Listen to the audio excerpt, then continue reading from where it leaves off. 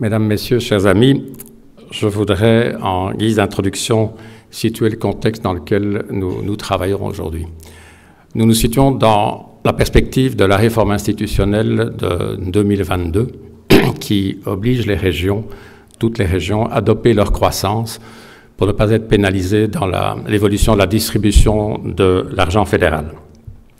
FRI avait organisé et publié il y a 2 ans une première étude à caractère académique réalisée avec les professeurs de Liège, de l'ULB et de l'UCL sur les perspectives de croissance de la région wallonne. Et les conclusions avaient été sans appel, extrêmement claires. Le principal moteur de la croissance économique wallonne, c'est Bruxelles. L'influence économique de Bruxelles se fait sentir bien au-delà du Brabant wallon. Des arrondissements comme Warem, provinces comme Namur, même Mons, Charleroi, sont directement influencés sur le plan économique et social par l'évolution économique bruxelloise.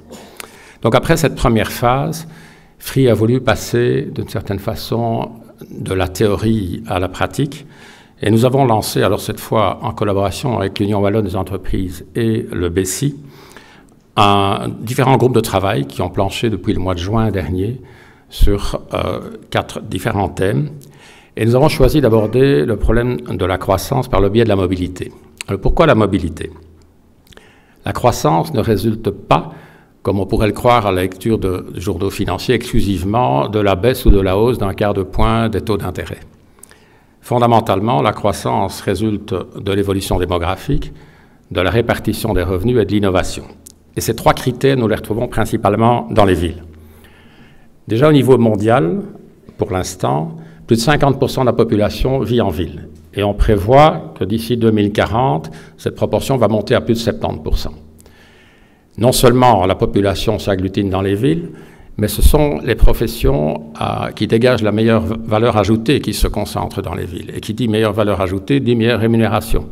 Et enfin, c'est dans les villes que se concentrent les universités, pour des raisons évidentes, et également les centres de recherche et donc l'innovation. Donc les 3 critères qui président à la croissance se retrouvent dans les villes.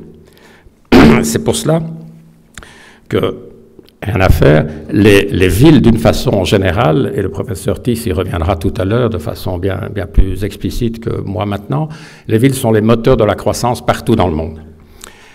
Il en va de même pour les marchandises. En fait, les marchandises, 90%, 90% du trafic de marchandises s'opère par les voies maritimes. Donc tout passe par les ports. Et les ports, ça va vers les villes où les produits sont majoritairement consommés. C'est une évolution qui est également, tout comme l'évolution démographique, en croissance. En 50 ans, les échanges commerciaux sont passés de 8 à 28% du PIB mondial. Et pour 2014, l'OMC prévoit une croissance économique de 3%, mais une croissance des échanges commerciaux en valeur de 4,7% et en volume de 6 à 7%. Donc, le résultat de cette concentration des mouvements de personnes et des mouvements de marchandises vers les villes aboutit évidemment à donner aux villes un surcroît de croissance, mais également un surcroît de congestion et d'encombrement. Et la congestion progresse plus vite que la création de richesses. Premier problème. Si on devait résumer le système, puisqu'on parle bien de système, l'économie a découvert l'aspect systémique à l'occasion de la dernière crise, mais ça va bien plus loin que les simples problèmes, le jeu de domino entre banques. La croissance entraîne une évolution économique accélérée dans les villes, mais de plus en plus d'encombrements. Et pour lutter contre les encombrements, il faut investir. Pour investir, il faut des moyens. Pour avoir des moyens, il faut de la croissance. Et les investissements coûtent de plus en plus cher. On est en train de rentrer dans un cercle vicieux, et tout ça se place dans une situation où les villes sont en concurrence les unes avec les autres au niveau mondial. Encore un problème que le professeur Thiss éclairera beaucoup mieux que moi tout à l'heure. Donc, on est face à un dilemme extrêmement difficile, et ce n'est pas pour rien que l'OCDE estime que les problèmes d'immobilité, de congestion, nous coûtent entre 1 et 2 points de croissance. Pour en sortir, il n'y a pas de solution miracle. Michel Ecotte, avec lequel j'ai pris énormément de plaisir à travailler pendant quelques mois, vous reviendra dans un instant sur les différentes propositions que les groupes de travail ont élaborées.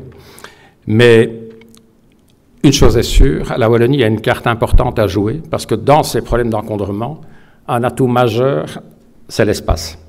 Bruxelles n'en a plus, la Flandre touche à ses limites, il n'y a rien à faire. Les 3 régions vont inévitablement devoir collaborer pour optimiser au maximum l'utilisation de l'espace à l'avenir. Michel, je te cède la parole. Merci Baudouin. Bienvenue à mon tour. Welcome à iedereen. Et donc, les propositions élaborées par les 4 groupes de travail sont écrites en détail dans le document feuille de route que vous avez reçu et qui est devant vous sur les tables. Donc, n'oubliez pas ce document. Je pense qu'il est très bien fait et est le résultat du travail intensif de ces 4 groupes de travail. En résumé, en premier lieu, il s'agit d'investissements en infrastructure en proposant de s'attaquer prioritairement aux chaînons manquants en s'attaquant aux points noirs qui bloquent la circulation dans et autour de Bruxelles et limitent à la fois son développement et les synergies économiques avec les régions voisines. Elle propose également de moduler progressivement l'organisation en étoile des infrastructures de mobilité du pays qui fait converger l'essentiel du trafic vers son centre. Elle propose aussi de poursuivre le développement des liaisons internationales de Bruxelles. En deuxième lieu, les propositions préconisent l'optimisation de l'utilisation des capacités actuelles. En quelques mots, utilisons encore mieux ce qui existe.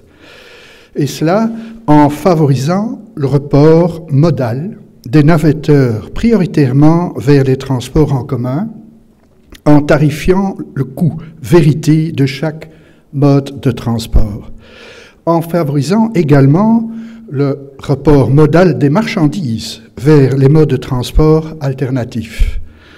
Le développement du transport fluvial, par exemple, est une alternative souvent sous-estimée, en favorisant l'étalement dans le temps de l'usage des infrastructures. Par exemple, les livraisons tardives dans les villes par des camions silencieux. Et finalement, en améliorant la mobilité intérieure de Bruxelles en misant avant tout sur le transport en commun. En troisième lieu, les groupes de travail proposent d'exploiter au mieux les possibilités offertes par les nouvelles technologies en vue de moduler la demande de mobilité par les nouvelles formes de travail, par une mise à disposition en temps réel de l'information sur la mobilité, par l'organisation multimodale du transport en général. La mise en place d'une infrastructure de télécommunication, fixe ou mobile, est un élément indispensable et critique au service non seulement de la mobilité des travailleurs, mais aussi et surtout du développement économique lui-même. En dernier lieu, les groupes de travail proposent de changer les comportements en vue d'influencer la demande de mobilité, la réduire, la postposer par exemple, par les nouvelles formes de travail, les voitures partagées, les horaires glissants, etc. De réduire également significativement la pression automobile aux heures de pointe et d'influencer le choix des alternatives de transport par une redevance kilométrique intelligente dans le cadre d'une révision de la fiscalité. Ces 4 axes proposés par les groupes de travail sont complétés par un ensemble de mesures favorisant le changement des comportements pour une meilleure mobilité.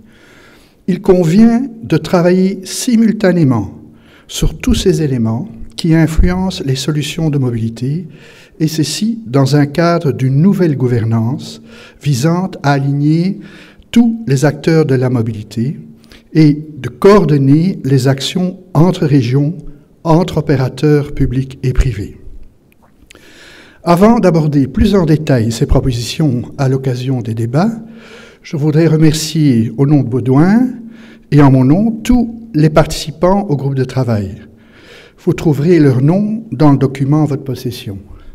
Nous remercions également particulièrement Xavier Dehan du BECI, Florence de Brandt, Julien Flagotier et Benoît Minet de l'UE pour le rapport actif.